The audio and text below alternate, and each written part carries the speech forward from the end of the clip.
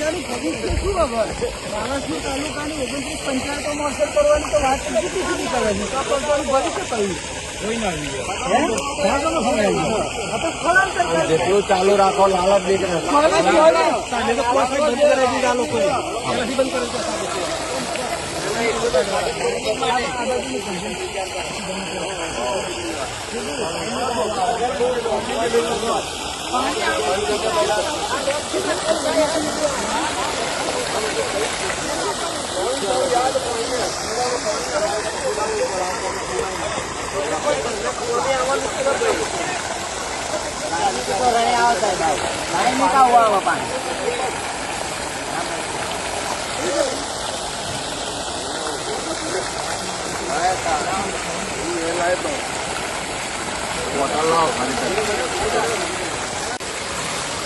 Hello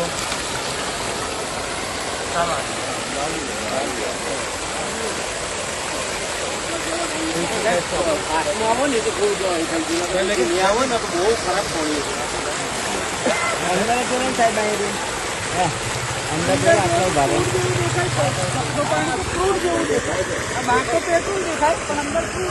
બધી ફરીને આવે પેટ્રોલ છે ભાઈ.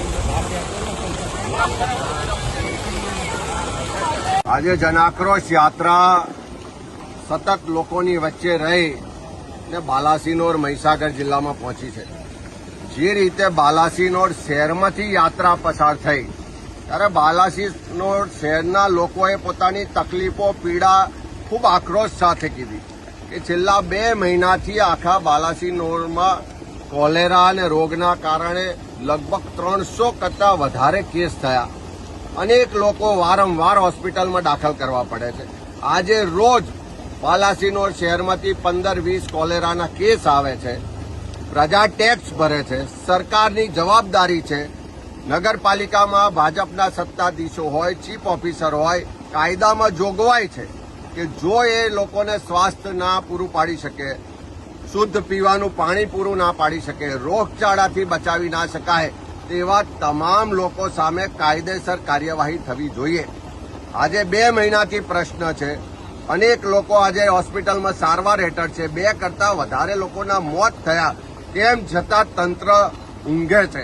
ગાંધીનગરમાં બેઠેલા મુખ્યમંત્રી અને એમના મંત્રીઓ એમના રાજકીય એજન્ડામાં વ્યસ્ત છે. પણ આ બાલાસિનોરની પ્રજા 2 મહિનાથી કોલેરાથી, રોગચાળાથી હેરાન પરેશાન છે.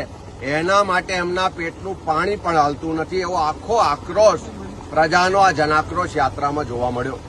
એ જ રીતે યાત્રા આગળ વધી. આજે બાલાસિનોર શહેરની બહારનો વિસ્તાર છે. તમે જોઈ શકો છો કે અહીંયા સામે ડમ્પિંગ સાઇટ છે, જે વર્ષોથી આખા ગુજરાતમાંથી જે કેમિકલ વેસ્ટ છે, જે ગંદકી છે, જે હાનિકારક કચરો છે, એનું ડમ્પિંગ અહીંયા કરવામાં આવે છે. એને અટકાવવા માટે પ્રજાએ વારંવાર આંદોલનો કર્યા.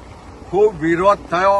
તેમ છતાં ક્યાંક ને ક્યાંક પૈસાની લેતી દેતીને કારણે, ભાજપના કેટલાય નેતાઓની ભાગીદારીને કારણે, કેટલાય નેતાઓ એમાંથી ધંધો કરતા હોવાને કારણે આ ડમ્પિંગ સાઇટ બંધ થતી નથી. અને એનું નુકસાન જો કે આ ખેડૂતના ખેતરમાં અહીંયા અમે છીએ કે અહીંયા જમીનના પાણી ખરાબ થઈ ગયા. ખેતરમાં જે બોર છે એમાંથી લાલ પાણી આવે છે.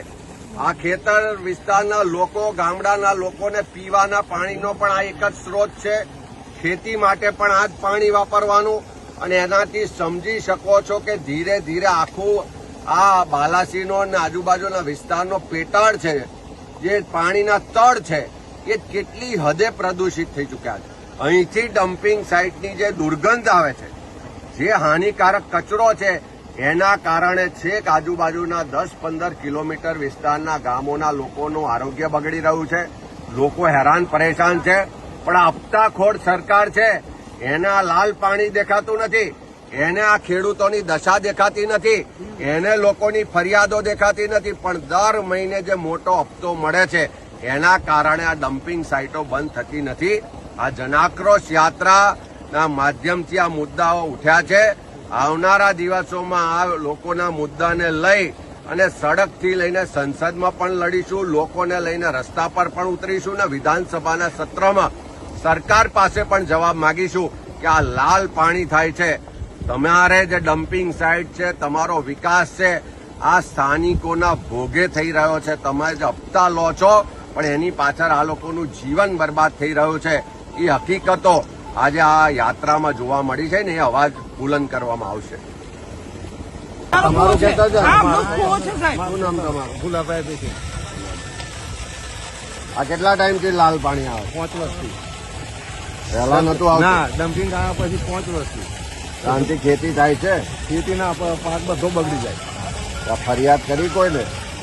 ફરિયાદો કરી, બંધાઈ કરાવી, બધું કરી, પણ કોઈ ભરતું જ નહીં. ફરી પછી ચાલુ કરી? હા, ફરી ચાલુ કરી. હાઈકોર્ટમાં કેસ મેળવ્યો, અમારી પાસે પૈસા ના હોય. કઈથી આવા વકીલ નથી પાણીમાં પગ કે હાથે થાય તો બગડી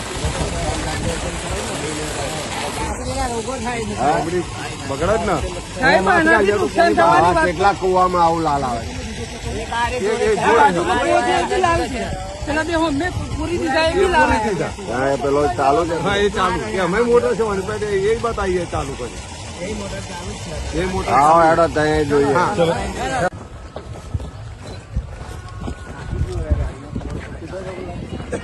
પાણી પીવા તો ન રહે. આ જોઈને